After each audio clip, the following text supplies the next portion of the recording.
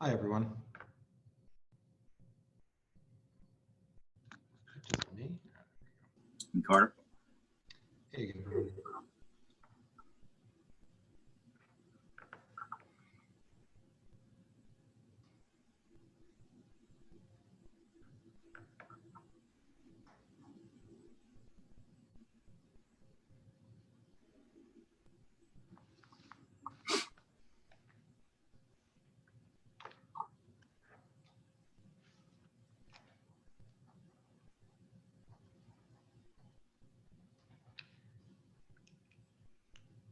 Amy, I see that you're with us. Are you acting in capacity? Yes, and we have quorum. Okay, great. Looks like we've got, just want to make sure we have, looks like we have most of the committee chairs so we can move forward. So is there a motion to adopt the agenda? Bob, I don't know if you sent this out, but it's our typical agenda, which is the chair's report, district manager's report, review of the draft January calendar, review of the committee, each of the committees, new business and adjournment. Is that So moved. sound good? All right, thank you. Is there a second? Second. All right, see some hands. All right, so we'll go forward with the agenda. I'll start with the chair's report. We had a really busy month this month. We had over 1,000 people joined us for our committee meetings across all of our committees. So that's a pretty significant turnout. A lot of the top meetings were the Schools and Education Committee, where we had 522 attendees. This is not including the panelists or board members, mind you. So we had 522 attendees for that. Landmarks Committee, the first one, there were 97 attendees. The Land Use Committee, there were 177 people during the public session. So HONOHO report, and there were 50. In the business session, there were 69 people at the reopening working group, 41 at one of the SLA meetings, 36 at the other SLA meeting. So we had pretty significant participation. The cumulative total was pretty significant. With that, it's a reminder also that we have our holiday party on Monday. I hadn't had a chance to speak with Susanna, but she was going to organize that, and Janine had said that she might help. So we'll focus on that tomorrow. And I think I think I'm just going to jump in to Bob's report and then go through the calendar because we had a lot of different things going on this month. Bob? I think you're muted. Sorry about that. Just a few brief agency announcements. First, the Comptroller's Office released a report called "Making the Grade." It's looks at New York City agency. It's a New York City agency report card on minority and women-owned business enterprises. What it does is it gives letter grades to New York City agencies based on their level of success in spending with minority and women-based businesses. It tracks 32 agencies, including the Comptroller's Office, and Josh will be putting that in the chat. If anyone, a link in the chat in case anyone wants to take a look at that. At my district service cabinet meeting, both the 5th and the 6th precincts reported that package thefts in residential buildings has continued to increase. That's been going on for a while, but it's increased even more during the holiday season. So they are trying to get the word out for folks to just be very aware if you order a package that's being delivered, to try to not let it sit in your outside your building or in your lobby or vestibule. And lastly, Jamal Patterson from the Parks Department let me know that the area, Little Red Square, the area in front of Bar Pitti, has been completed. So they've removed all the fencing over there. I haven't walked over there yet since last week, but Wow. But that's now that the snow is here and we're in the middle of a pandemic. That's I'm sure that's better than nothing. But one thing he did not. So it is kind of good news, I guess, for them ultimately, but a long time coming. He still could not give us a completion date for when the rest of the park would be, the renovation of the park would be finished. And that's it. That's all I got.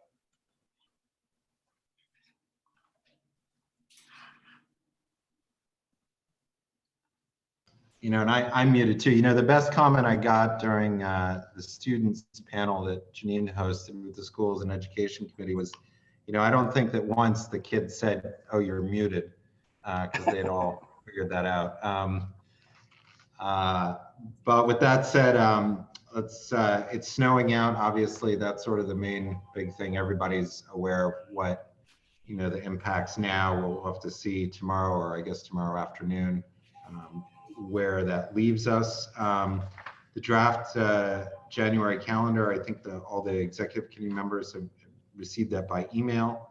I don't know if you guys have had a chance to review.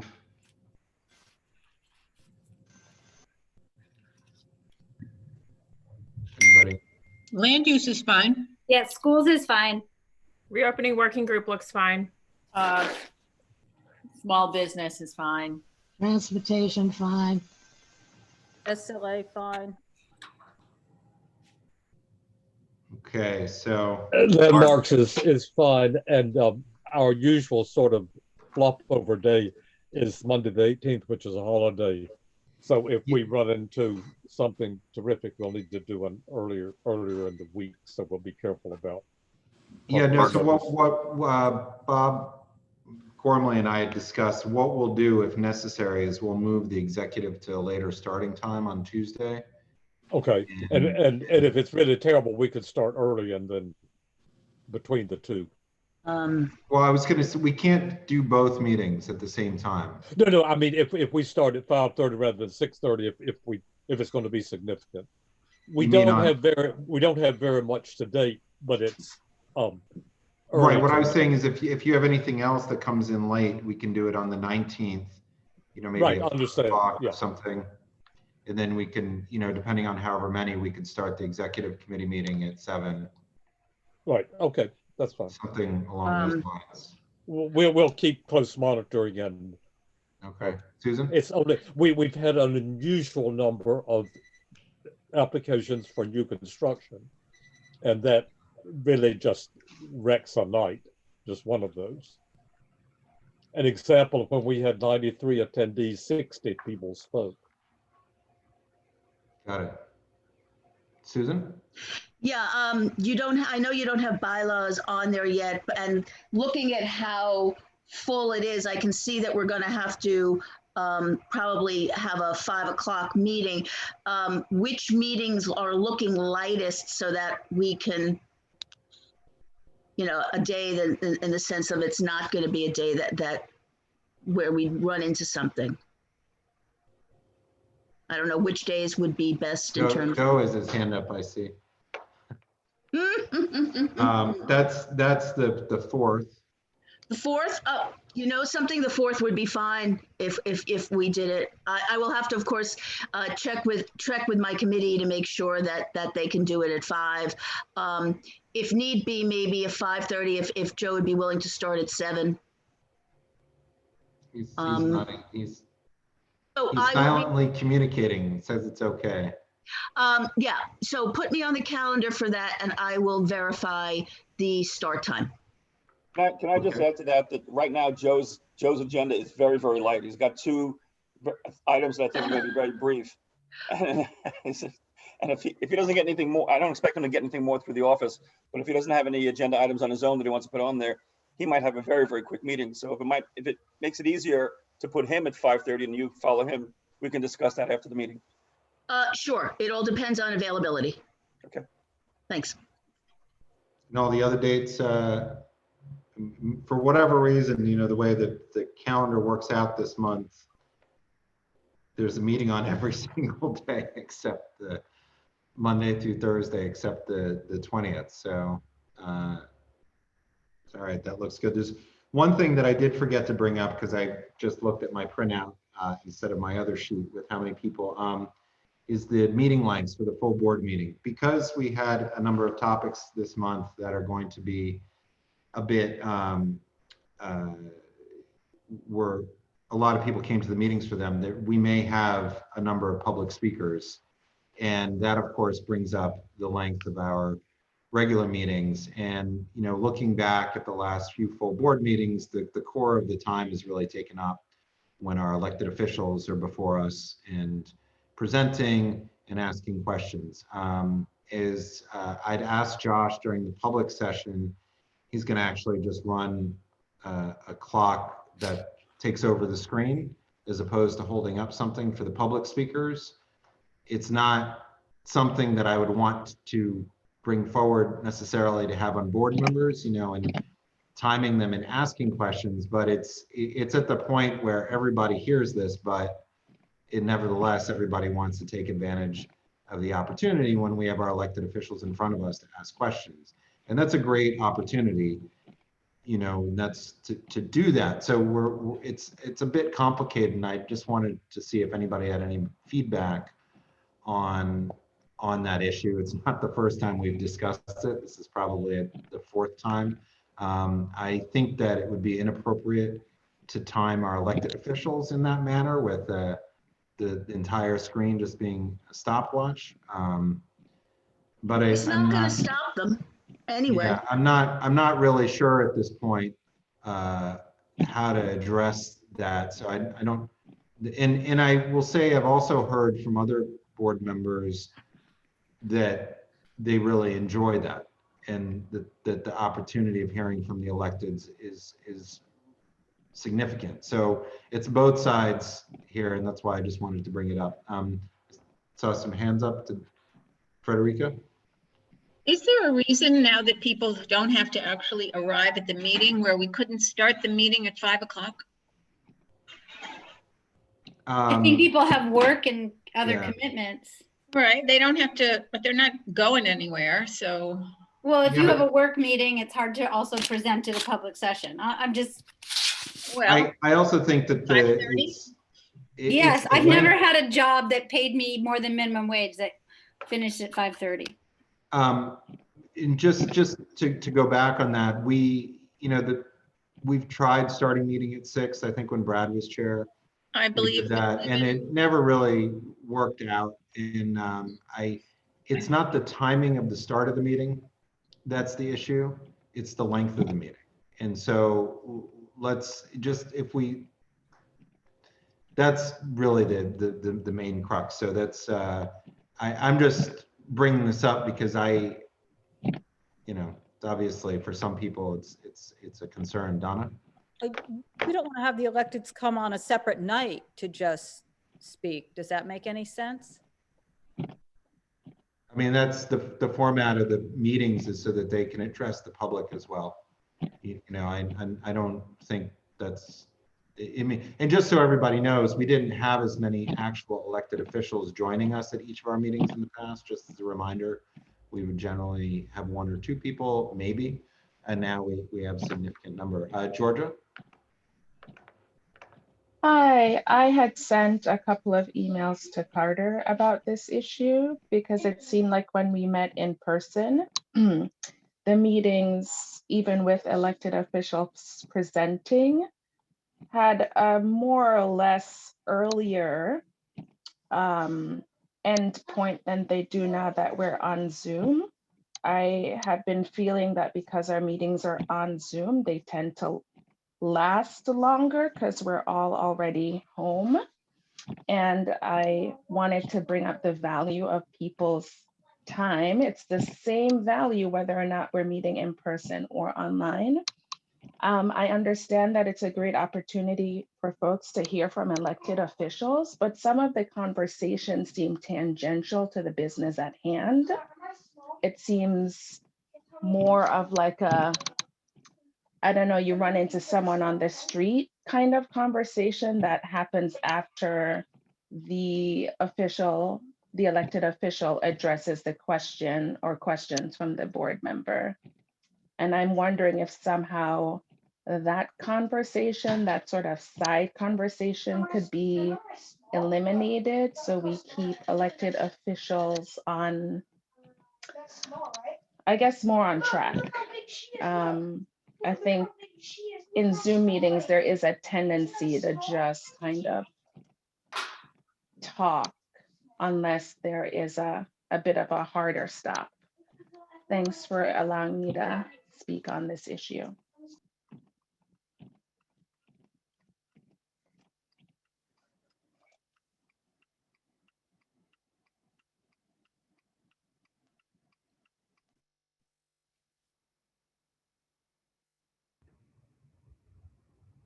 You're muted, Carter.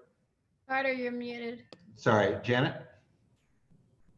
I just second what was just said, and because we know that the elected officials won't stick to 2 minutes, what if we give them 4 minutes or 5 minutes? You know, something that. We do give them 5 minutes. Oh, we do give them 5 minutes? Yeah. All right, and they have a clock for 5 minutes? Generally, yeah, but the thing that we've discussed is that cutting off any of our local officials, because they're usually reporting on something that is of interest to people, you know, whether that when they run over that, it's. Okay, thank you. I didn't know they had 5 minutes. Okay, thank you.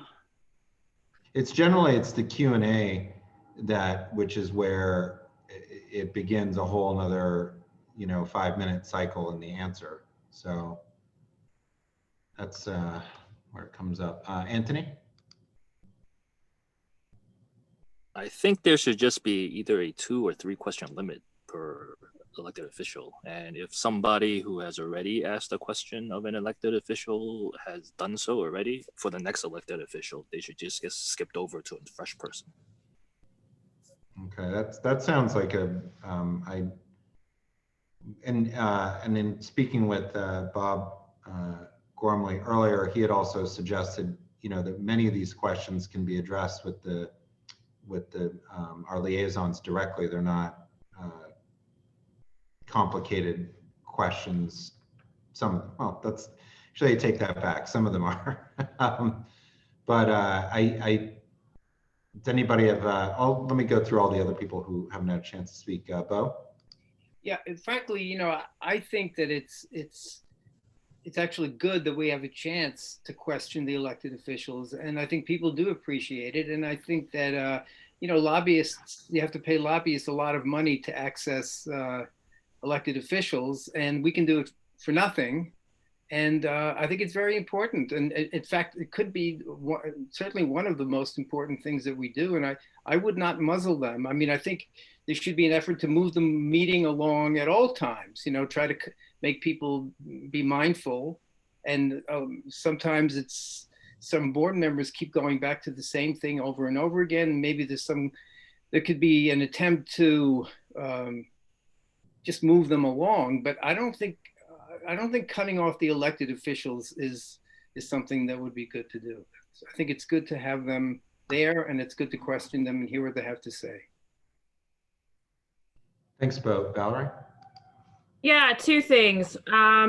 One is for every elected official, if you've got 5 to 7 questions from board members, let's say at about 2 minutes per question, that's 10 to 14 minutes of just airtime of questions. And then if the elected official to each of those gives about a 3-minute response, that's 15 to 21 minutes, let's say. So now you're looking at 35 minutes of airtime of the back and forth of just a normal Q&A for one elected official. So that's why most of our meetings, the business session doesn't start until 9 o'clock on those nights. Just a thought. And the second is an idea about perhaps if there's been 3 questions and people want to ask more questions, perhaps there's a breakout room for 10 minutes that people could, but that takes it out of the public realm. So anyways, just an idea. Maybe something else that's more just and right could fit that, but just an idea. Thanks, Valerie. And I'd also, another decision I'd already made, because we'd gotten a few emails with Bob, is we've notified all the elected officials' offices that we're going to conclude the public session prior to having any of our electeds speak, because the disjointedness of that is in this meeting on Zoom is becoming too messy. And so the meeting is flowing in the wrong way, and that creates a time frame that people aren't able to say, okay, we're moving on to the next section, we're moving on to the next section. So Bob had just advised them all of that. Unless somebody specifically requests beforehand, we're going to have all the public speakers speak and then move on to the elected officials. Michael? Yes, I would like to kind of second what Valerie just said. One thing I've noticed is that the back and forth with the elected officials, as valuable as it is, because we only get them once a month, seems to take up a lot more time than it should. And I think we should just encourage all of our board members to be very, very cautious. We ask a question, we get an answer from the elected official. We should not engage in back and forth.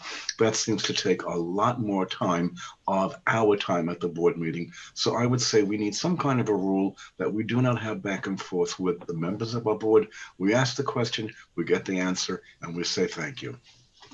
So that brings up a point. I think we've said that before, is that it's questions only, right? And not stating your position first. I think we need to repeat that again, Carter, at the beginning of each session to make sure that every board member understands that. Yeah, and because that's something I think that everybody understands, certainly everybody on the call tonight understands, right? Is that's probably the appropriate way, that we have specific questions with specific responses. If you've got something more detailed, that really should be moved offline directly to the office of the elected official, whether it be with they themselves or with their staff. Okay, Dan?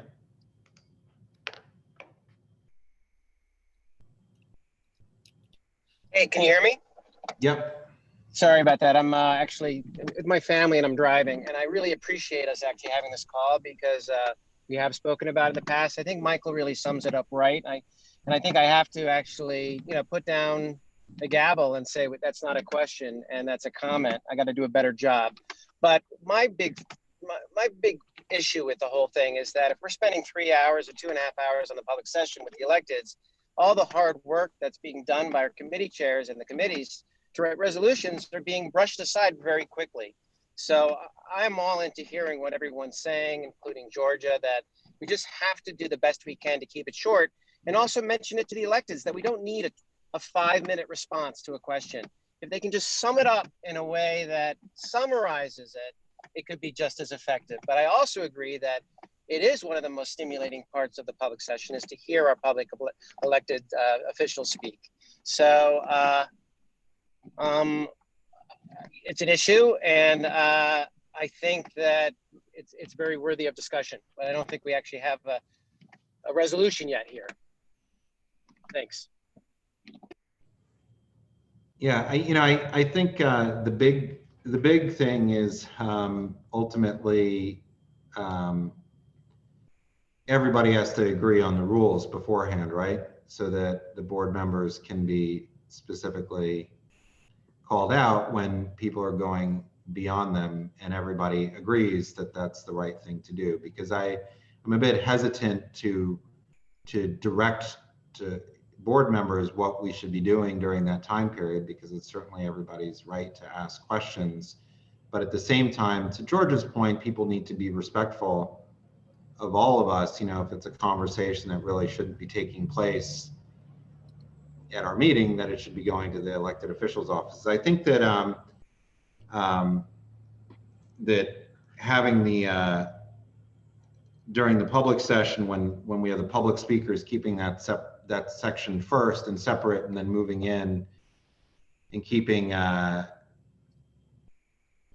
having a specific reminder to all the board members about the process of asking questions, that people can ask specific questions, expecting a short response after each of the elected officials has spoken. I think we can try that. Again, we've tried this before, but I really am reluctant to utilize some sort of a timer or something like that at this point in this. I mean, is that something that people are happy with? Shirley, I see you have your hand up. Can't hear you. Okay, you hear me now, right? Would you be laying out some kind of rule at the beginning? Are you considering something like that? Because it seems to me, if we are agreed on a certain kind of limit then that can be stated. And then if it's not followed, is it that impolite to say the time is up and we have to move on, just the way we do with the rest of the public speakers? Yeah, I think that's a good point. I mean, the reality is some questions do deserve a follow-up when an elected official responds, right? I mean, we all kind of know that, and I leave it to board members because many of you or all of us are very knowledgeable about specific subjects. And so when people ask a particular question, you're trying to get an answer to something, and we actually have our elected officials, as Bo pointed out, in front of us to answer those questions. So the point is, we're not trying to cut that out. What we're trying to do is just keep the back and forth and the long answers. So I guess maybe I should just bring this up as a topic at the beginning and say to the board members, the elected officials, and that's kind of why I wanted to not go with the format where we've just been stopping when an elected official comes, because they need to hear that as well. I mean, as well as the board members. And so that starts when we start that section of the meeting, which are the reports from the elected officials. So I mean, I'll go for that approach. I mean, do people really feel that we have to instill hard rules, or do we want to have a reminder, Valerie? I mean, the meeting is as long as we each make it. Ultimately, it's our personal responsibility to kind of manage ourselves and I do like Janet's comment in the chat about maybe that for each elected official, there's just a set time of there's 10 minutes for, that includes the Q&A portion. That seems to be one of the only ways to control it is just to give it each elected just a time chunk of when that Q&A period is, because that seems to be where so I agree with what Janet put in there. And sometimes they answer questions in the chat, or their representatives answer the questions in the chat as well with links and whatnot. I don't know, just an idea. Okay, that's a good point. Rich? Yeah, there are two, just picking up on something Frederica is saying, there are two kinds of questions that are asked of elected officials. There are questions about something they said, and there are questions that come out of right field about something they didn't mention, a topic that they didn't bring up, and which probably is best done in another forum or to their staff. What if we limited the questions to that people could ask to that which the elected officials discussed in their comments? That's it's until the situation presents itself in front of us with whatever the topic of the moment is, it's hard in advance to sometimes do that, and that's because we often deal with the outliers from board members, because we all do know what we're bringing up. That's why I'm hesitant to limit it. In some ways, it's more a self-awareness by board members about what's going on. I mean, maybe being a little bit more liberal with that question's more appropriate to be followed up directly with their representative to the board. Maybe if somebody's going on too long about some particular topic. I'm just trying to give. I mean, if we want to limit questions to just what they've spoken about, then there's an encouragement that they may speak longer. Yeah, you're right. That's true. I'm just trying to think of ways to support Dan. I mean, having Dan be the guy who just says, "Okay, stop," or that's going to be. Well, but that's the point that Dan runs the public session, and that's the public. When the elected officials come in early, they're not actually supposed to be interrupting the public session. They're supposed to be during the time for the reports, when the elected official reports, which is a separate section in the agenda. And so that's why having a proper introduction to that section of the meeting and saying, here are the expectations during this part of the meeting, there's a lot more flexibility, obviously, and that, if they know that we're probably not going to get to that portion of the meeting until 7. They're going to wait till 7 till they join us. It's you know, it's not. I just found that last month when we had some problems with just notifying the public speaker cards coming in, and we also had a number of electeds that just joined us, and so it broke up the public speaker portion of the meeting, and that was very disjointed, and so everything was disjointed in the beginning, and I don't think that was helpful to the whole meeting or to any of the information flow at that time. May I just say that I really like the idea of just running through the public session first and having the electeds wait. And then after that, the public session's finished. Then when the electeds have an opportunity to speak either through the representatives or themselves, that's when we open up the floor to them, because we really don't have to give them the floor. They're sitting in their homes. They're not late for another appointment. So you know, the psychology behind it is completely changed with Zoom. I like the idea of the folks from the public that have been waiting to speak should be given that opportunity. And when it closes, then we open up the floor and don't make exceptions. I agree with that. It's a much smoother, and it also is something that we've been speaking about just with public meetings. It keeps the momentum and speakers together so that we can all hear people's concerns. We generally keep the topics together so that we can all hear them at one time, as opposed to disjointed commentary. And I think that's helpful for everybody. Rich? Is that? No, I should take my hand down. Okay. I already called. Thanks, Matt.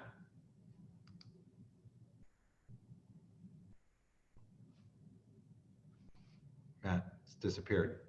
Okay, hands down. All right, Dan, did you want to speak again?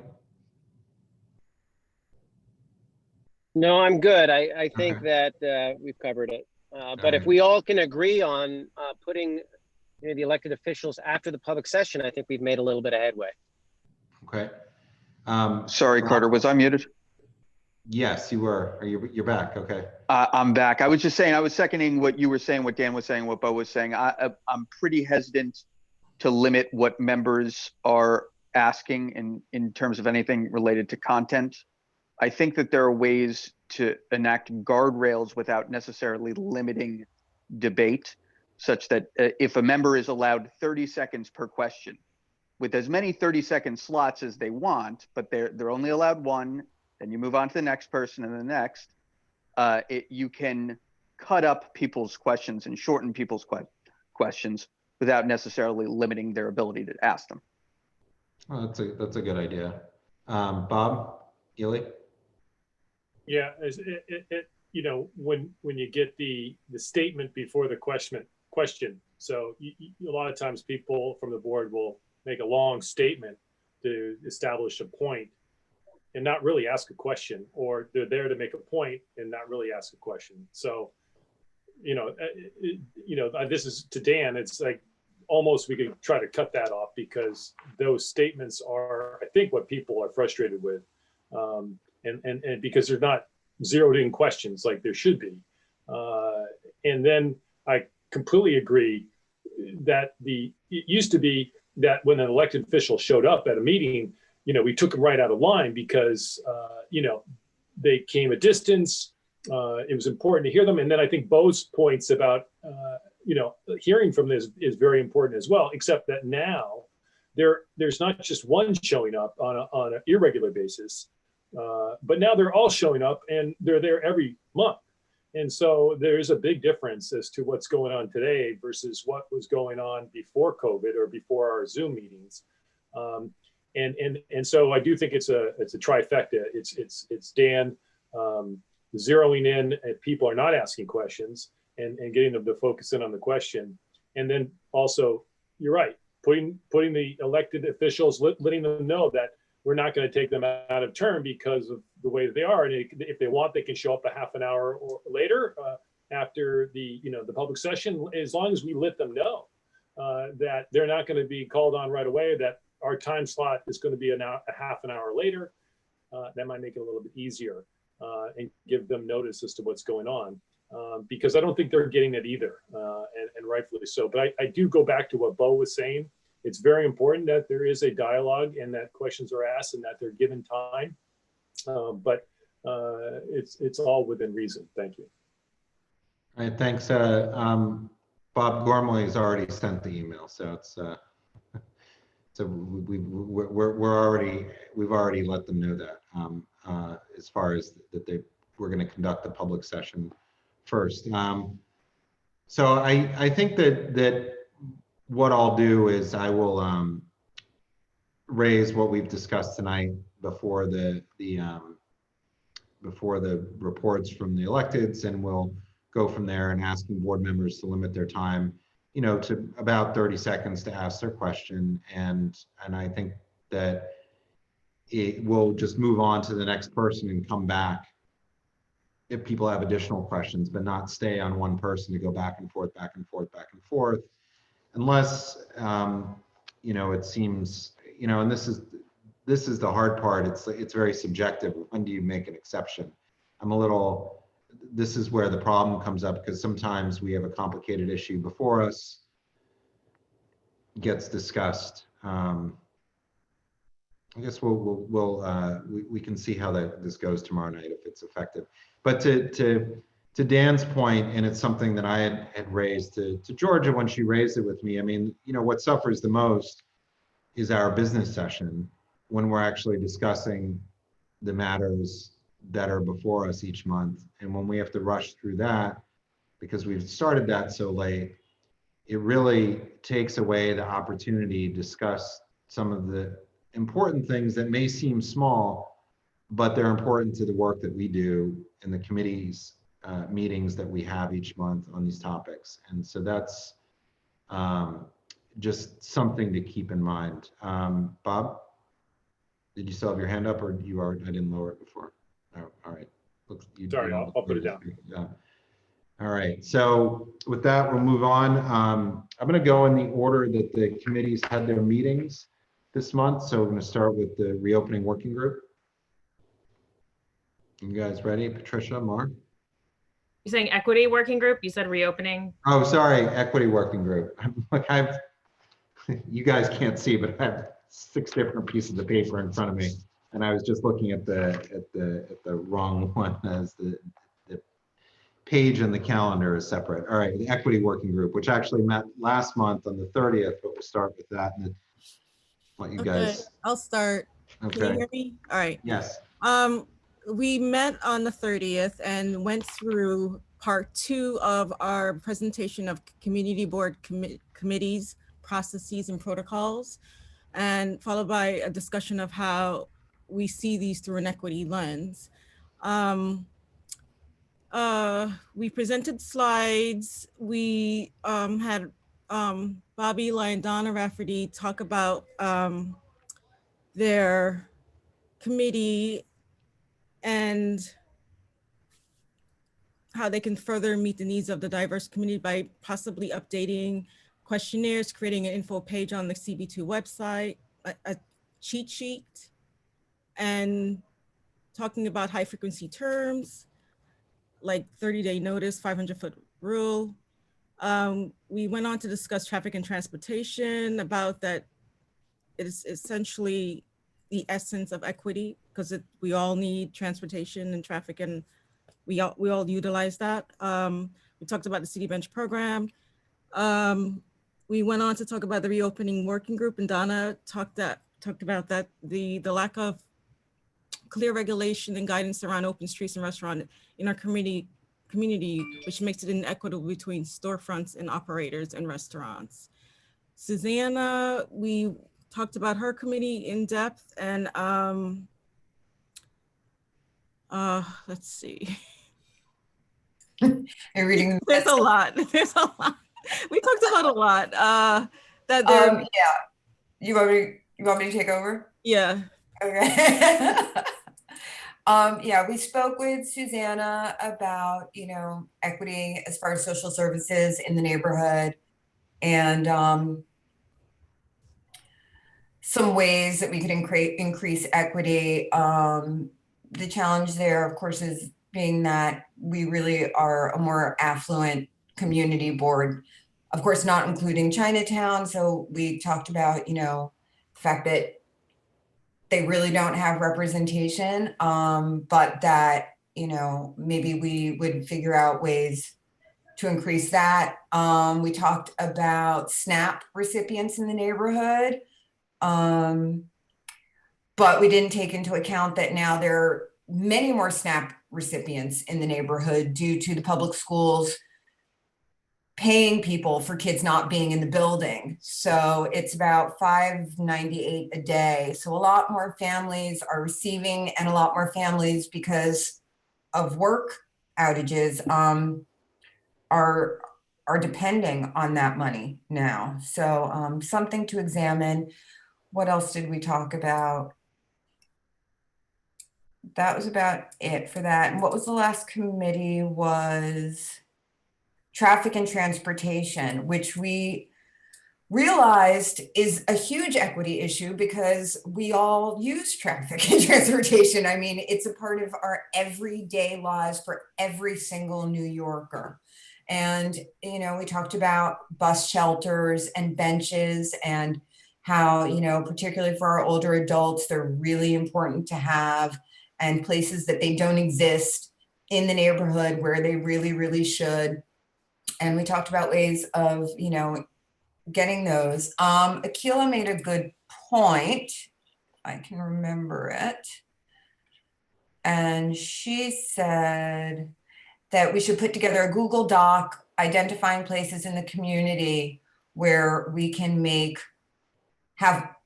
places that have more assistance, more responsive streets, you know, be that benches or handles or whatever, or shelters or whatever that is.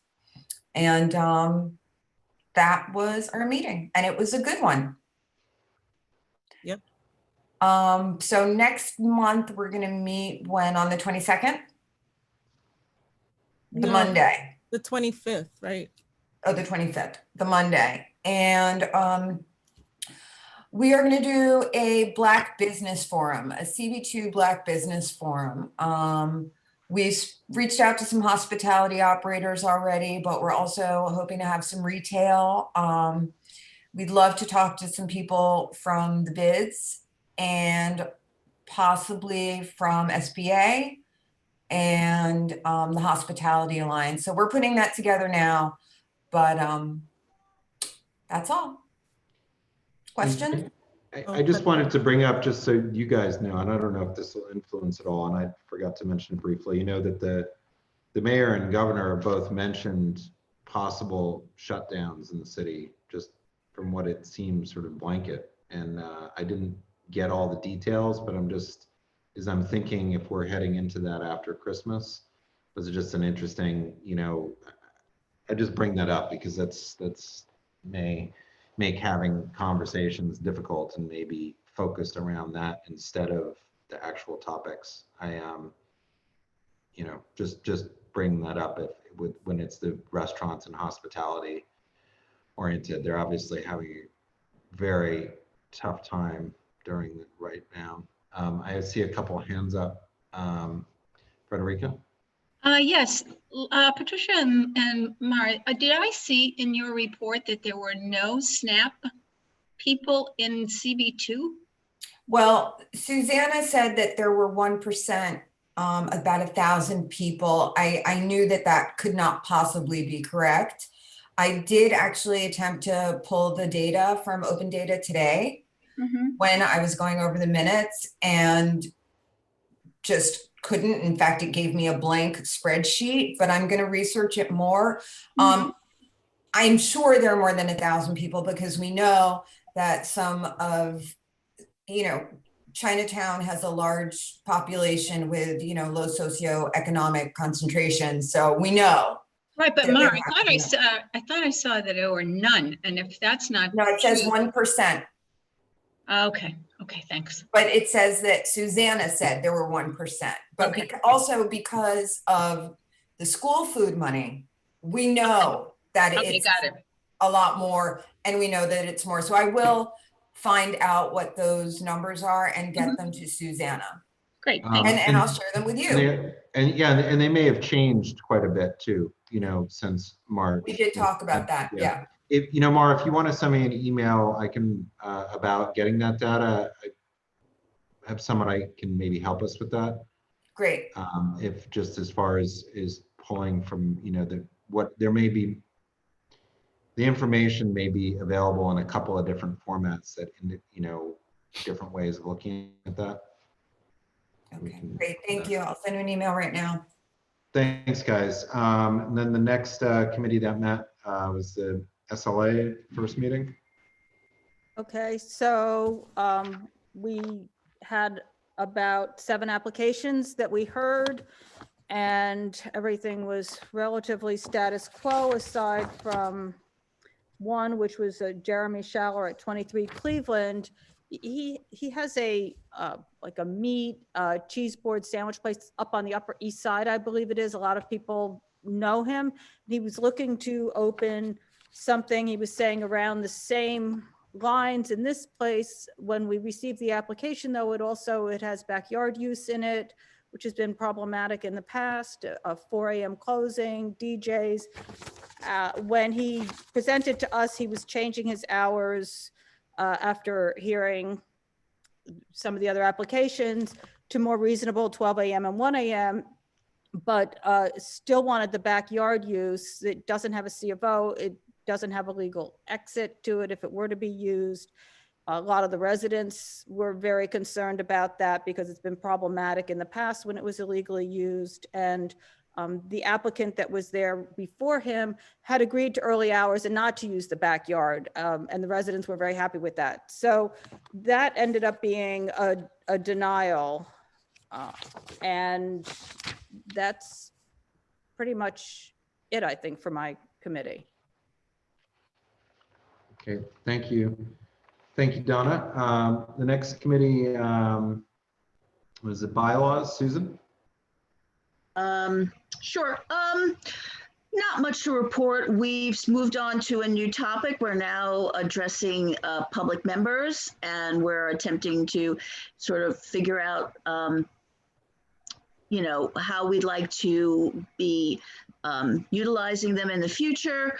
One point it's now become, with term limits, assuming term limits remain, that the role of public members may actually become more important, especially because it may be a vehicle for allowing continued participation by board members who are term limited out.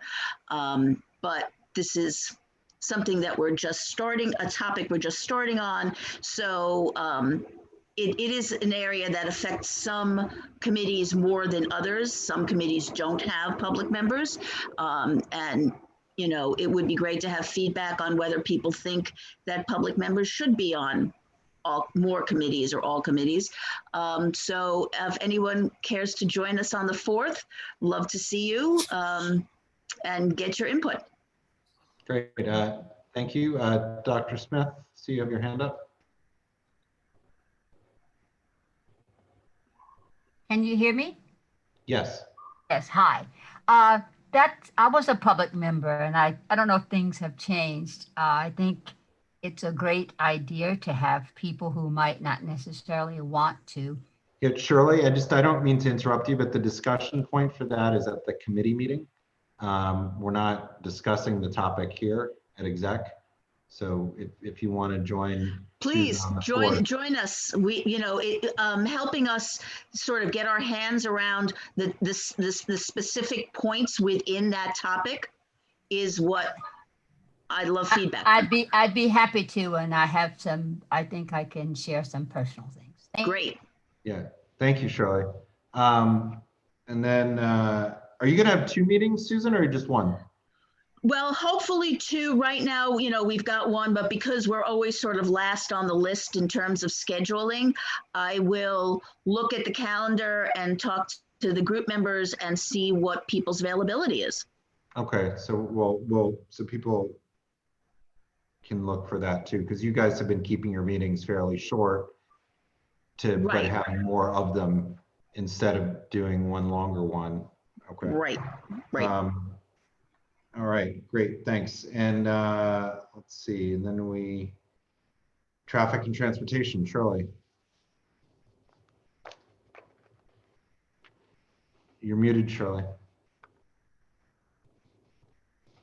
Okay, we had two items. One was a presentation by Transportation Alternatives, asking for a study and plan for Canal Street all the way from Hudson to the Manhattan Bridge. And yes, a study is needed. We agreed.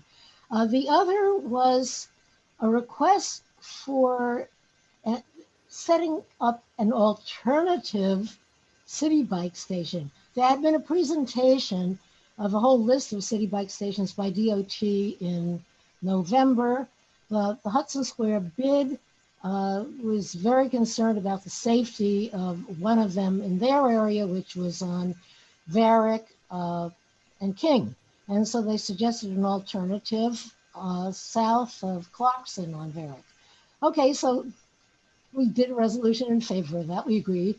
Interestingly, we have now received a request from another party, which also doesn't want another of the city bike stations that was proposed by DOT. This one being on Bleecker and Lafayette on the west side, and they're suggesting do that on the east side, again, for mostly safety considerations and not enough space. It's just interesting. That evening, anybody that came was ultra in favor of all these stations. So interesting. And then today, I think it was, Bob, right, that we got a note from Jennifer Leung at DOT, who was asking about Thompson between Houston and Bleecker. And Bob remembered that that actually was a permanent bike station, only removed, that was a temporary station removed from a permanent bike station. So suddenly this is becoming a bigger issue than we thought. So stay tuned. And that's really it.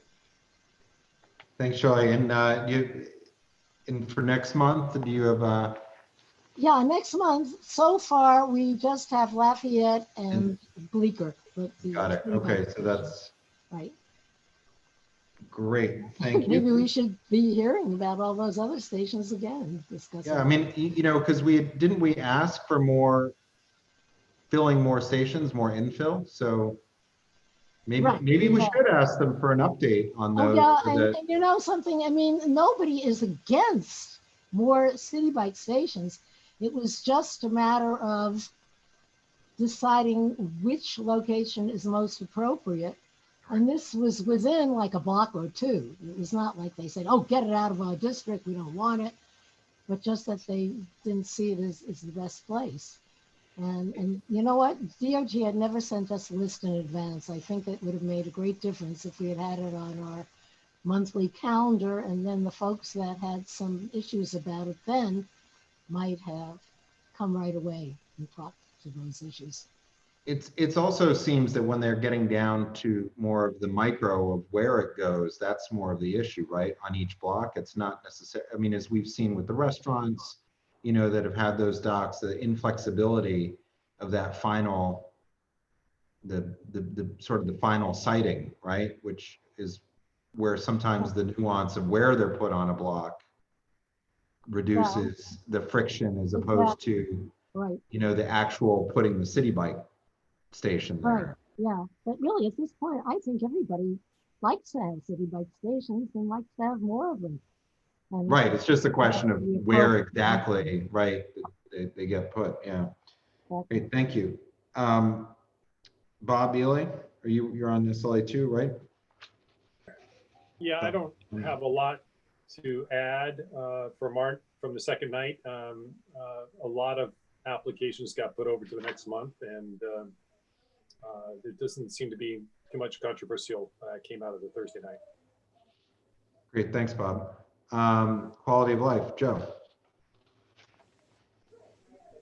Hi, everyone. We had a relatively short meeting. We had one newsstand on the corner of Houston and Broadway, the southeast corner, that the committee recommended for approval. And then we revisited the resiliency zoning text amendment that we heard last month, the presentation from the Department of City Planning. and William Benish, who's new member of Quality of Life, a relatively new member to Community Board 2, took the reins of writing a really robust, comprehensive resolution that Bob just sent out tonight. And I don't anticipate a lot of discussion at the full board for that resolution. It's that's before Borough Board tomorrow morning, and unfortunately we won't be able to vote on it since we don't have a position, but we will be submitting our resolution after. What is that? Do you know what that resolution is? It's on the Borough Board. No, I mean how they came out. Is it or you'll vote whether to approve it or not? Correct. So I'll mention that, obviously, that we'll be sharing with them after that vote. Is that a no or a yes? Oh no, we recommended approval and just recommended approval with thoughts. I was just listening to the commentary from Henry. He's all for it. He loves it. All right, thanks, Joe. Thanks, all. And the next, Valerie, the reopening working group. Yes, thank you. The reopening working group met on the 7th. We had a pretty robust and engaging meeting centered around the topic of enforcement for open restaurants and open streets restaurants. We had a panel with FDNY, had the very effusive Captain Lynch, who did a wonderful job at answering a lot of questions very honestly, as well as representatives from NYPD 5th and 6th precincts and DOT. We had Kyle Gorman once again. Because of Captain Lynch's very engaging and command of the topic, the meeting steered a little heavily into the propane heaters, and I think it's suffice to say that even a lot of us that have read a lot of the guidance, that we all learned a lot as well, just about different things that are allowed and not allowed with propane heaters, and the concerns that the FDNY is very concerned about the use of the propane heaters. They are doing a pretty good job of enforcement, and if anyone here needs Captain Lynch's direct cell phone number, he is very open to hearing from you, as well as he has a specific email specifically for the enforcement part. So from that, we are going to write a letter documenting our concerns about the propane heaters. And it's going to be important for us to have that on record as the city continues to develop whatever this permanent program in the future will look like. So as far as January, we did invite to this meeting representatives from the Mayor's Office of Special Enforcement, which is OSE, as well as the Department of Buildings, but they were confirmed but did not show up to the meeting. We're also starting to see a lot of the effects of the mayor's furlough on city workers affect our work as well. So we're going to look to bring those two in, OSE and DOB, in January. But again, as to Carter's note, there's so much changing with whether this shutdown happens, and with the indoor dining having closed, there's a lot that's changed in the last few weeks that depending what happens in the near future, that may shift what the 12th looks like for us in January. Thanks. Thanks. Yeah, I mean, I'll never handle propane quite the same again after listening to Captain Lynch's discussions. Just the concerns around some of the smaller things are actually pretty illuminating, as he explained. But there are ways to do it legally. It's complicated. I heard from a few other operators about that they do get their propane dropped off and picked up each day from one of the several city vendors, but it's very difficult to store propane on site in a legal manner in our community board. I mean, there may be some exceptions, but they're certainly not the norm. And I'm also, when I was at the NoHo bid meeting this month, it seems they don't have too many restaurants within that bid, but it seems a lot of restaurants are making the decision to close down for a period of time, you know, hibernating. I'm not sure if that's the norm, but that certainly seems to be the decision that a number of businesses are taking, because it's, you know, without indoor dining, it's just, it's very complicated to operate a business, and certainly a kitchen and staff, et cetera. And I think that tonight's storm is just sort of emblematic of that. Just watching everybody prepare for that tonight. Thanks, Valerie. And moving on to the next meeting was Frederica, land use. You had Yeah. Hi, everybody. big topics.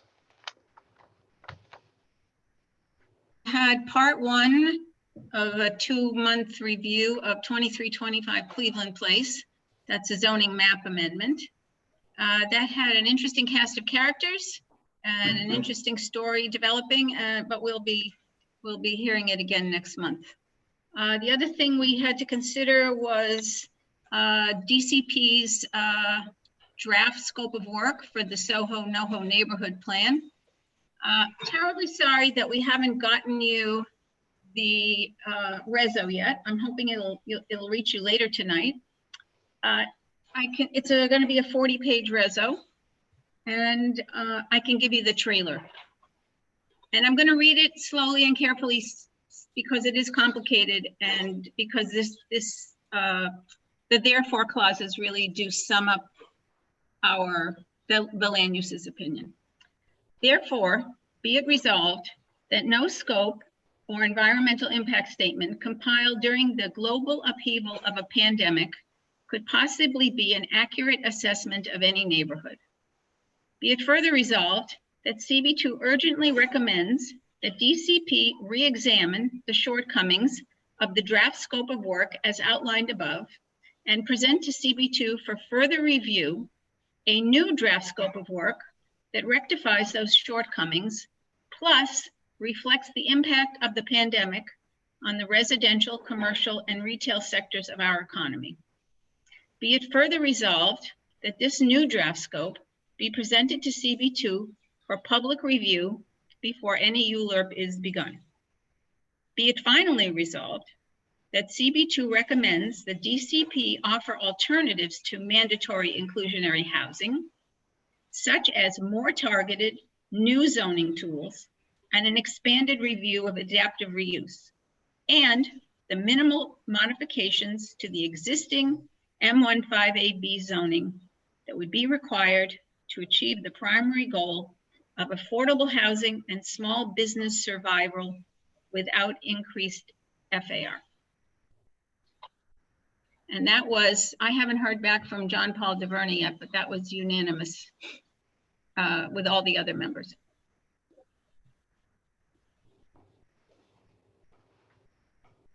Great, thanks, Frederica. Anybody have anything? Okay, obviously, I think Josh is working on the formatting for that, just the overall formatting of the document. Is that correct, Frederica? I'm going to give it a shot, and if I have trouble, I'll outsource. Thank you. I have a question for Frederica. Frederica? Yes, Tricia. Are you going to still go with that preamble, or are you still working on it? That's the last piece, and it's been finalized, and it'll be appended to the beginning. Okay. And just so everybody knows, what I'm hoping is that'll be sent out tonight, and then if people have any friendly amendments or anything along those lines, if they can just submit them, so Frederica is familiar with the issues before a meeting, since it's such a long document. Thank you. Let me explain the structure of the document, and that'll help everybody. What Patricia mentioned is like a 5-page prologue that kind of sums up CB2's feelings about the whole process. The second part is 37 pages of comments about the draft scope of work, so that in the future they can't say that things that we want to bring up we haven't already brought up. So it's a very omnibus response to their draft scope of work. It points out all of the deficits, and it suggests many, many tasks for them to conduct before they produce another document. It would be very unusual for them to produce a draft scope of work. According to Michael Levine on our committee, he said in his time he'd never seen it done.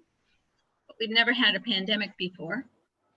So at worst, at least they will incorporate, if they don't do a new draft scope, at least they'll incorporate everything we wanted into the next scope or the EIS.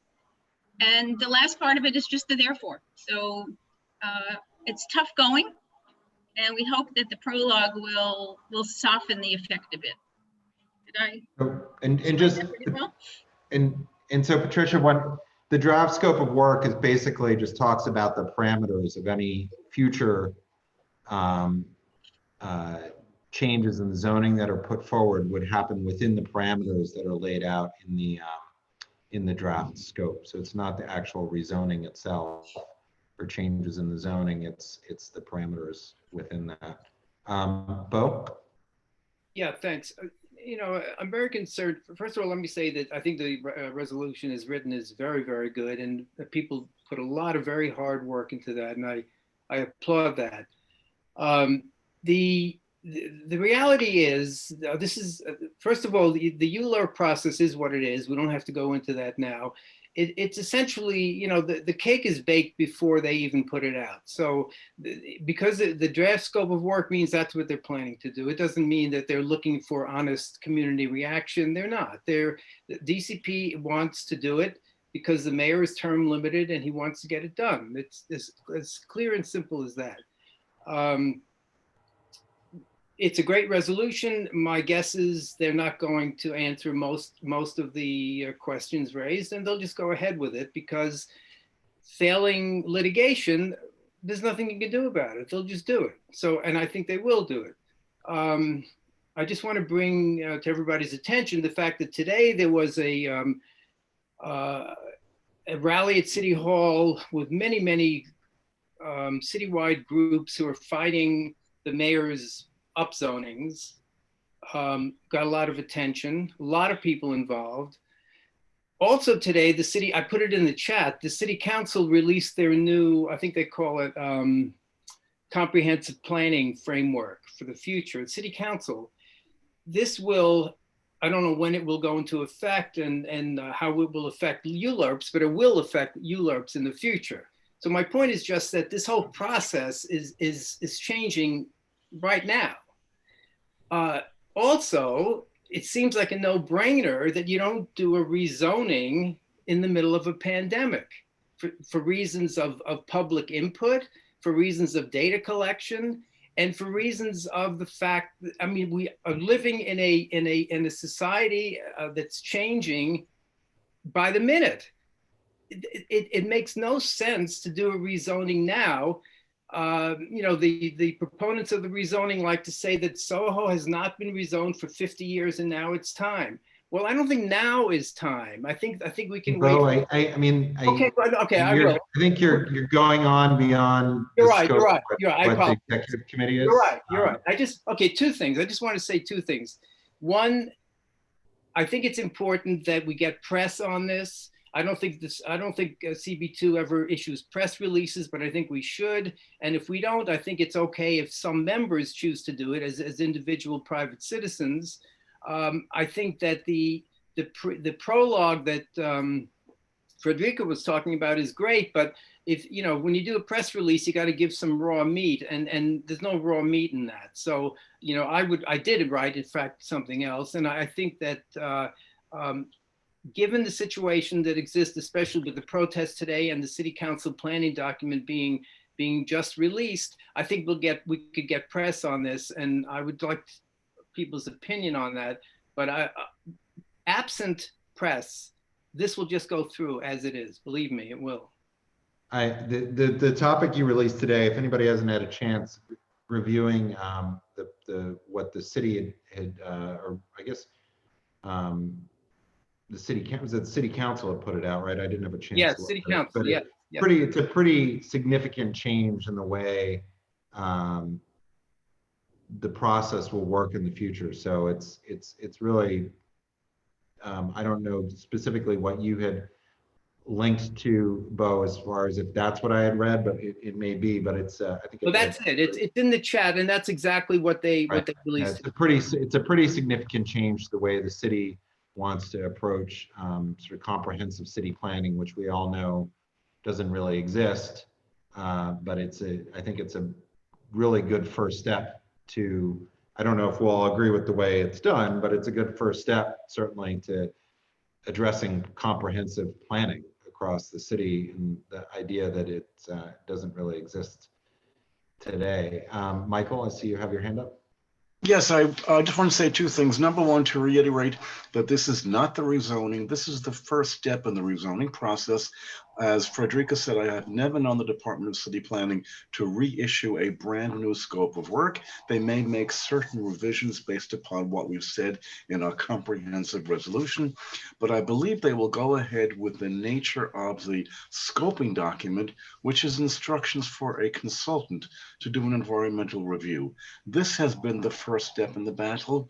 The really big battle will come after they have issued the environmental impact statement, and then they certify the rezoning along with the environmental impact statement for the public review process.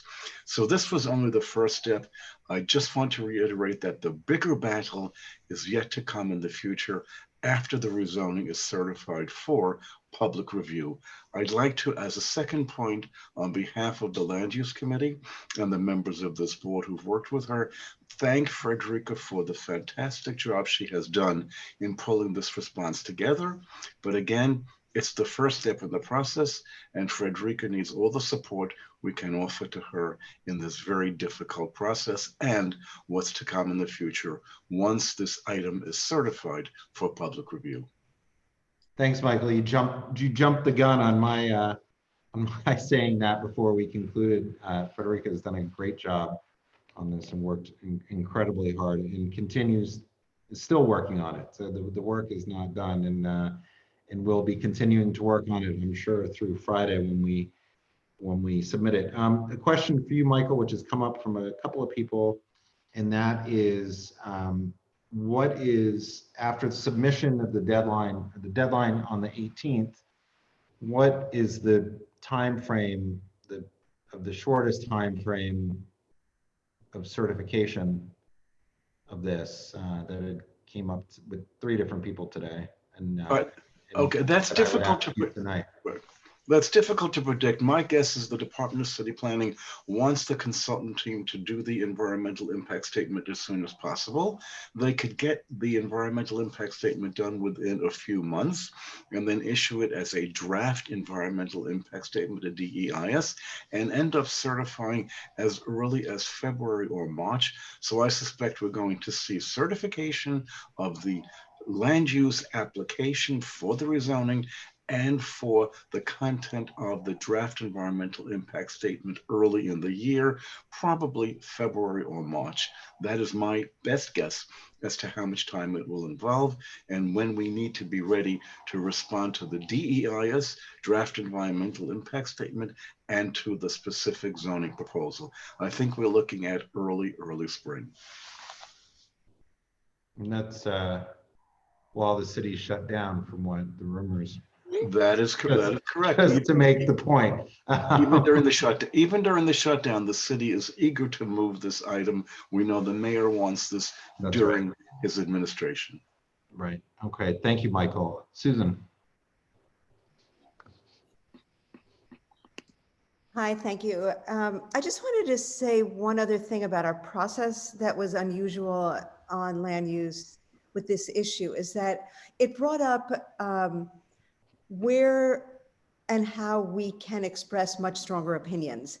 And our committee was actually very divided. I mean, we did agree to vote yes in the end, but in terms of the opening section where we have an opinion, I don't think there is unanimity there at all. I think that we just agreed to vote yes and hope that things work out well at the full board. But in fact, it was one of the most contentious, passionate divided processes I've really experienced about any issue. And a lot of it had to do with the role of the community board itself, and when and where we can take a stand with a really loud voice, and when we have to just write things in our very prescribed dry form, which is what a traditional reso is. And so this is a compromise. And, you know, I live in Soho, you know, I'm living the Soho NoHo rezoning, and as are other members of our committee and the board. And so we hope that this kind of tamped down version of what some of us really feel can be a springboard for a much stronger statement coming out after this is submitted. And going forward in the future, you know, I would hope that there is an opportunity to make a louder statement than we've taken here on what is in fact one of our biggest issues. Yeah, Susan, I mean, the point to what Michael said is what we have before us is a draft scope of work. And that's what, you know, even Gail had specifically said the first time she went through this, she made the mistake of not responding to it.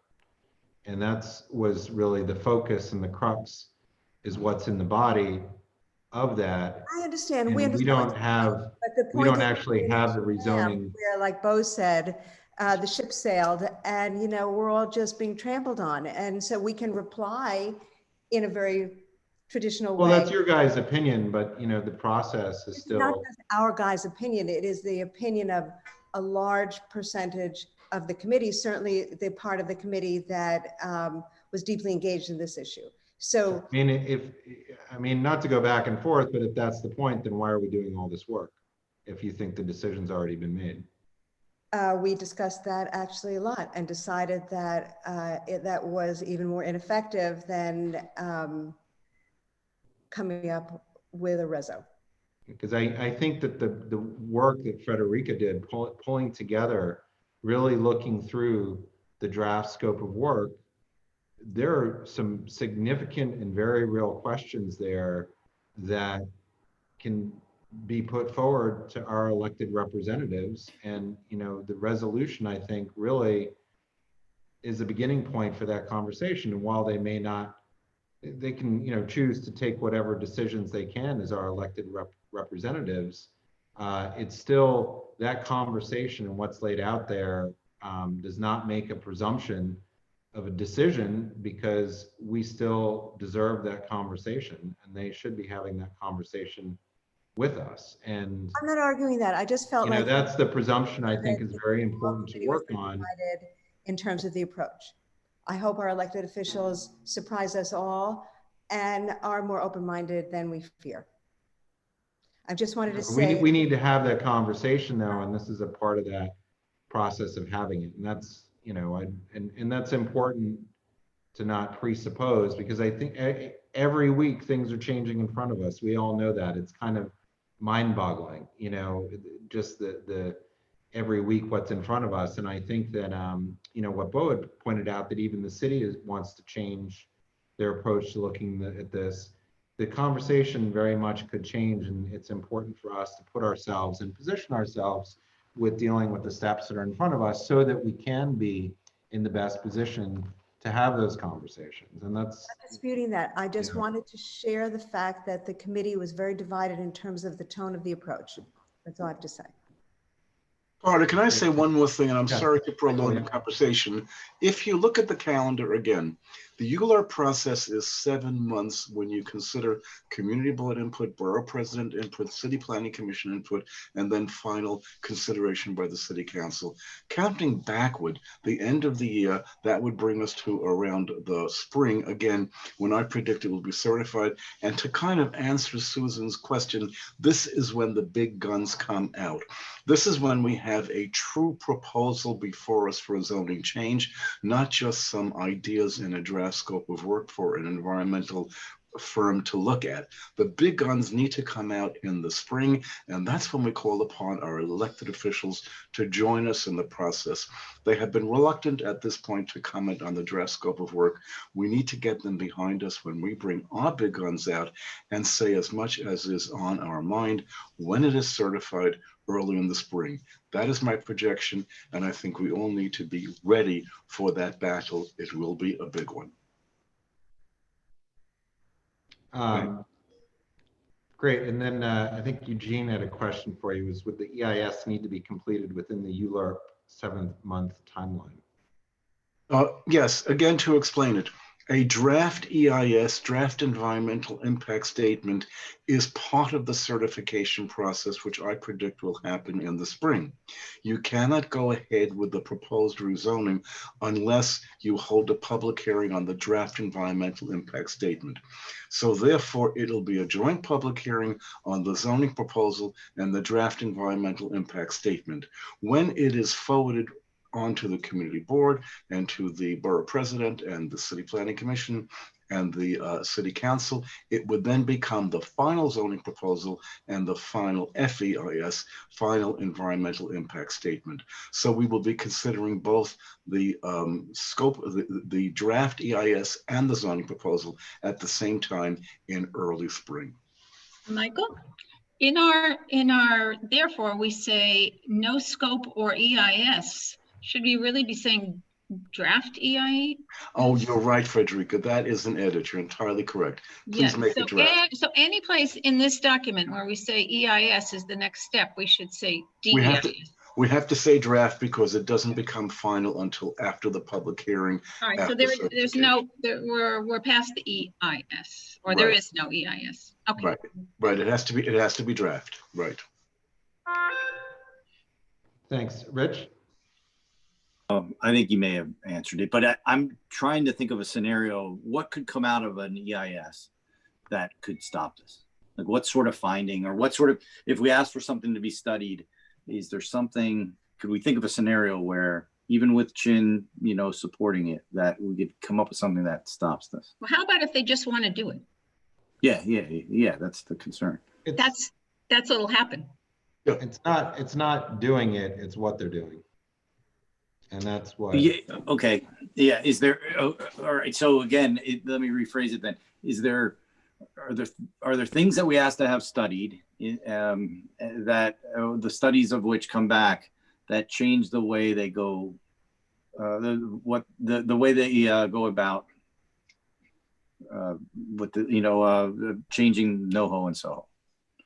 I'm just trying to work with the end in mind, Yeah, one of the things is that they haven't properly studied what the actual impacts of this will be is because they haven't looked at enough of the properties. Right. And so the whole point is that they just don't know enough. And we all know one of the norms of a rezoning is that they never do what they set out to do, and they don't accomplish their goals. They're significant unintended consequences. And I think the point that most people share is that there does need to be some evolution of the zoning, but that is not to the extent remotely what we saw in this draft scope. And the unintended consequences of even the intended consequences are such that they would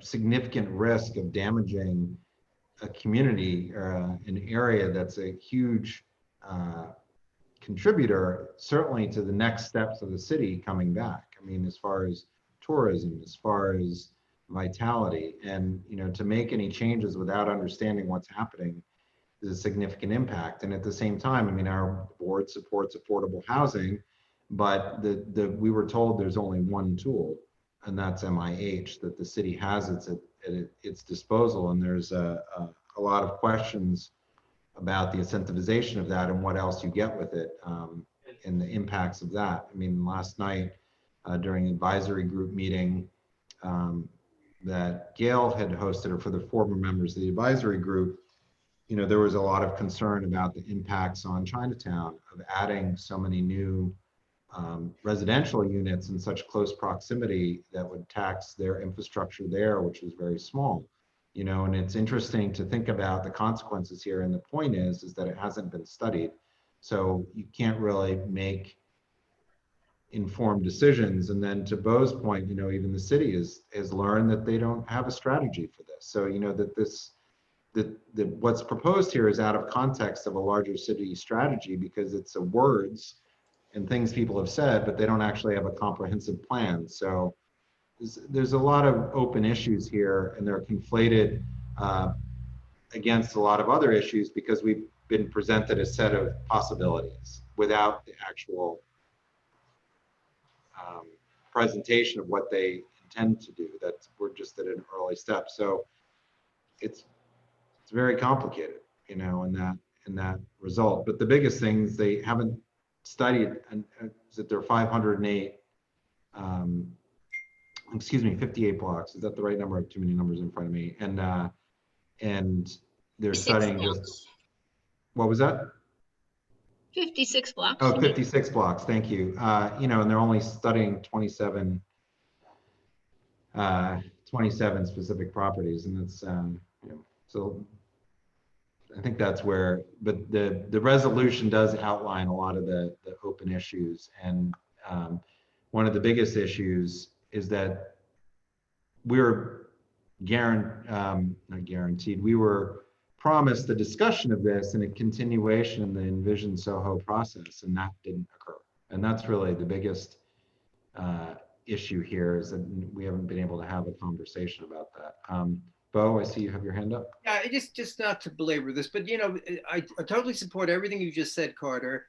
I support the resolution, but to Rich's point, there's nothing in there that will stop them. If the mayor wants to push this ahead, he will push it ahead, period. That's it. And it's really, it's silly to think just because we are reasonable people and we think everybody should be reasonable, if the mayor, and he has identified this as very much part of his legacy, he's going to do it. You know, we can't, so yes, we have to raise everything. Yes, maybe the elected officials will make some noise, maybe. We have to try. I totally agree with all of that, but Rich, you are right. There's nothing that will stop them if they want to do it.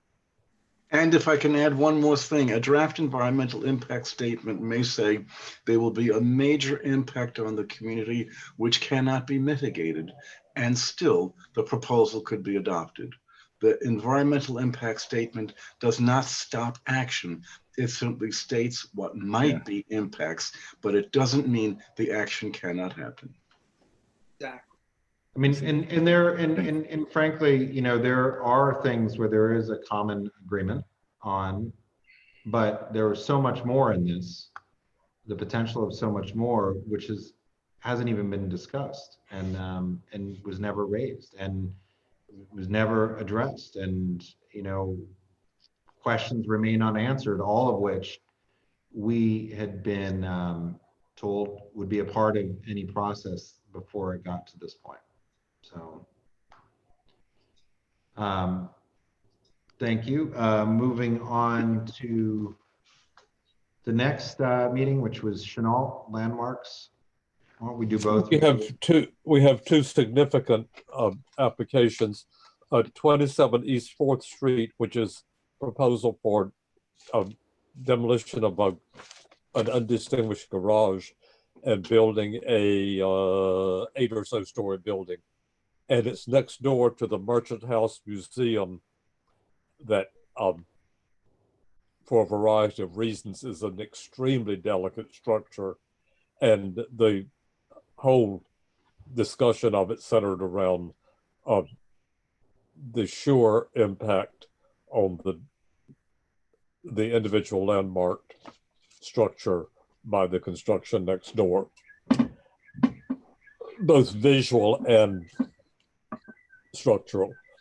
And 310 Spring Street is an individual landmark in a sort of wasteland in, I believe, Hudson Square officially. And the applicant owns the entire block front on Spring Street, and they propose a 10-story building on either side of this 3-story landmark from 1812 neighborhood. And then furthermore, to take over the garden space behind the structure for a 10-story glass corridor way. Each story of the 10 stories is a glass corridor, and then to take over the remaining bit at the back for an outdoor space for the tenants. And that centered around intrusion on the landmark. It was one that often comes as a unusually good restoration of facade. And by the way, the back will be this.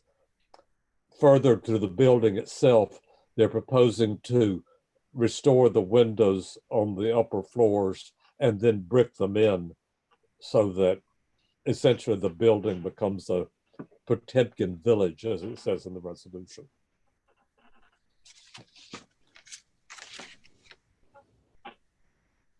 Anybody have any comments? Okay, it just sort of reminded me, one of the things that I had heard last night too, during the previous members of the advisory group meeting that Gail hosted, was similar to the Merchant's House, is the foundations, you know, in all these old buildings in historic districts are so complicated. And NYU has 2 projects that they're working on that have sand foundations adjacent to their properties. I mean, these are bigger buildings built on sand. Just, you know, and this is the problems of unintended consequences of why you don't get the results you want, because the cost of construction is so high. And that was the issue at the Merchant's House. They had pointed out that they have to spend so much money to protect the property from this development. It was really kind of surprising. I forget what the dollar amount was, but it was huge. 5 million. Yeah, 5 million to protect the Merchant's House, which you know, is just really shocking. Bob, you had your hand up? Yeah, just a question for Chenault. In terms of the building in Hudson Square, what was your review? I mean, what were you folks reviewing? It's an individual landmark. So the 2 properties on either side are not landmarked, and they're building as of right bulk and height and so forth. We find it squeezes the building as any 2 10-story buildings would, but it's the taking of the garden and the destruction of the back wall, in a sense, by walling up. The back wall is simply a decorative reflection of the period. And the vote was unanimous? Yes. Okay. And firm. So I mean, is it? Well, I'm just sorry. So the review was the landmark building itself, and not the fact that you have to, like, you're not reviewing the entire block. You're just reviewing the one house. Right. It's written very delicately to comment on the impact on the building, but we can't deny the other 2 buildings. But the focus of the denial for the new building, essentially, new buildings. Thank you. Thanks, Bob. Janine, are you? I see in the chat you had. I'm sorry, it started with Chenault and that jumped to you. Okay, if you're able to rejoin us, I just want. Janine had an amazing meeting. Her committee this month was a panel on high school students. Oh, there you are. I'll let you. I'm still here, but multitasking. Sorry, let me turn off this mute the other Zoom. We have I'm going to shout out to Patricia and to. Okay, whoops. I'm sorry. I didn't. Nobody saw you because the other Zoom was off. We had a panel with high school students, and we had 16 different high schools, 18 kids, and you know what? I'm really not able to present right now. I'm sorry, you guys. There's a lot going on. We had almost 500 people, and it was really needed because there's really been normally the high school process is over and done right now. And at this point, the there's been no information. The rumor has it that there'll be information out before Christmas. So it was really helpful to hear the student perspective. And the kids answered questions in the chat, answered questions in person. So now we have the exciting job of editing the chat and the Q&A and posting that online as well, because the parents, it was definitely a lot of valuable information. So the good news is it was well received by the community. We had lots of participation, and I really want to highlight Betty Kabobi-Weiss. I'd like to say that again tomorrow night, because she did an amazing job of managing a huge panel of kids, including 2 kids that just showed up at the last second. When people were repeating themselves, she did a good job of shifting the conversation. So we're just lucky to have this wonderful high school member of CB2. That's it. Hey, thanks, Janine. It was really, there were 522 people joined the meeting, and it's on our Facebook page if anybody wants to watch it. But it was really interesting to watch. And that was the conclusion of the committees that met this month. Robin, I don't think Robin's with us tonight for Arts and Institutions. Janet for Economic Development.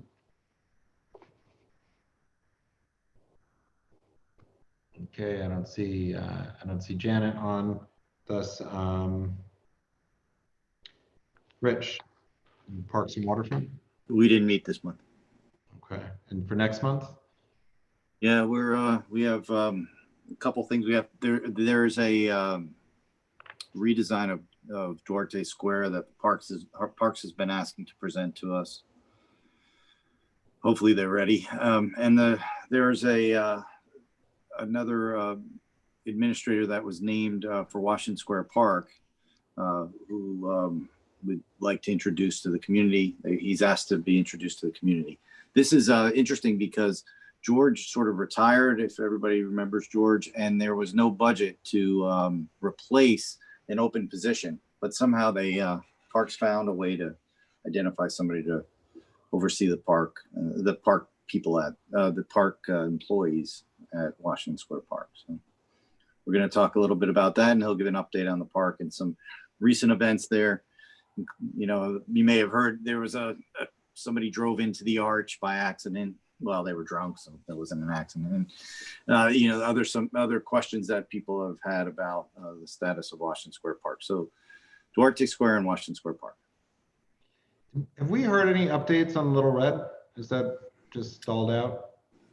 No, I mean, I didn't realize they pulled the stuff out. That what we heard at the start of the meeting today was new news.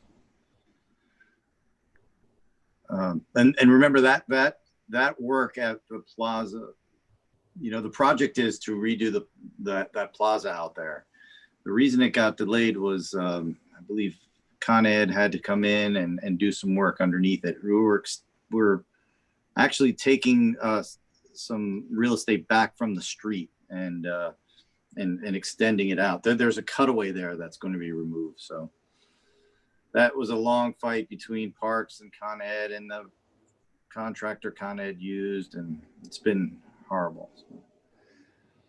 It's good to have that out. That means the Con Ed work's done, means Park stuff can get done. Great, thanks. And Susanna's not with us tonight either, but she's traveling. So she's going to be meeting next month. Okay, I think that concludes all the committees. Did I did. Dan, do you have any updates from Hudson River Park?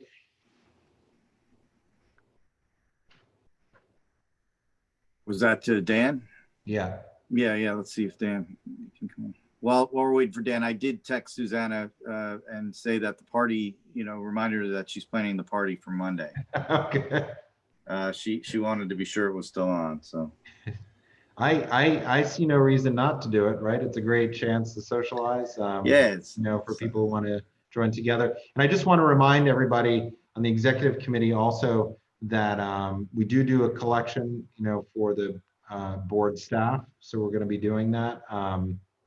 There's somebody who's on the executive committee who's been overseeing that. Sorry.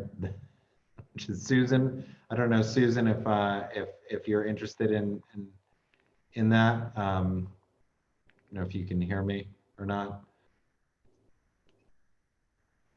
I don't know if you're interested in spearheading that. I don't think you heard me. The Susan Kent, that's to you, is talking about the collection for the office staff that you've been helping out with that. If you have any interest in working on. Are you trying to publicly guilt me into something No, right now? I'm not. Is that what this is? That Because you- I don't you- respond well to that. No, I know. I forgot to bring that up with you before. Okay. But I just, Okay. or if anybody else, I can work on having somebody help out with that on the collections. Obviously, a little complicated this year with the way things are, but we can talk offline, or I can ask a few other people if they'd be willing to help out with that. But I just wanted to let everybody know about it beforehand, so nobody's surprised about that. It's you know, it's one of the ways that we show you know, our board staff that they're appreciated each year. And you know, it's this year I think has been very hard in some ways for the staff, and that they're very disconnected from us, right? And that we don't get to see Florence and Josh at the meetings and get to see Bob in person. Not that Bob's a part of that, but just it's we're definitely in a very different world in the way that we're meeting, and so that's just something to keep in mind. Is there any new business? Does anybody have anything they'd like to bring up, or is there anything that I missed discussing, or anything that we need to discuss prior to tomorrow night's meeting?